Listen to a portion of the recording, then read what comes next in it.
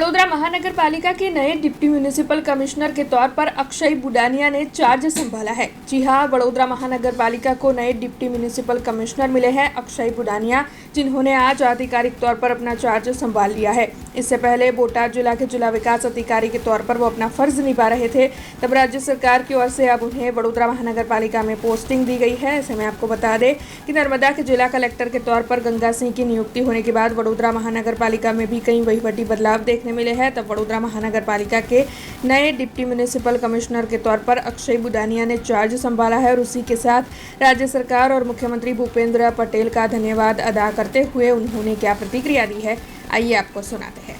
આજે ગુજરાત સરકારના ઓર્ડર મુજબ અને માનનીય મુખ્યમંત્રી શ્રીના માર્ગદર્શન હેઠળ મેં આજે વડોદરા મ્યુનિસિપલ કોર્પોરેશન ખાતે ડેપ્ટી મ્યુનિસિપલ કમિશનર તરીકે આજ મેં ચાર્જ સંભાળ્યું છે।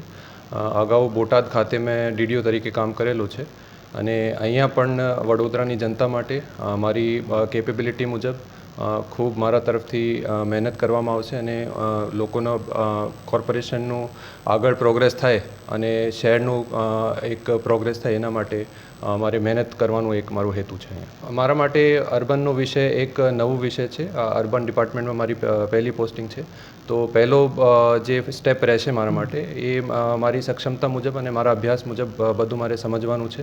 એકવાર એવું સમજી જાઉં તે પછી માનનીય મ્યુનિસિપલ કમિશનરશ્રીના માર્ગદર્શન હેઠળ વડોદરામાં આગળ કોઈ પણ કાર્ય કરવાનું થાય તે માટે હું સदैव તત્પર રહીશ।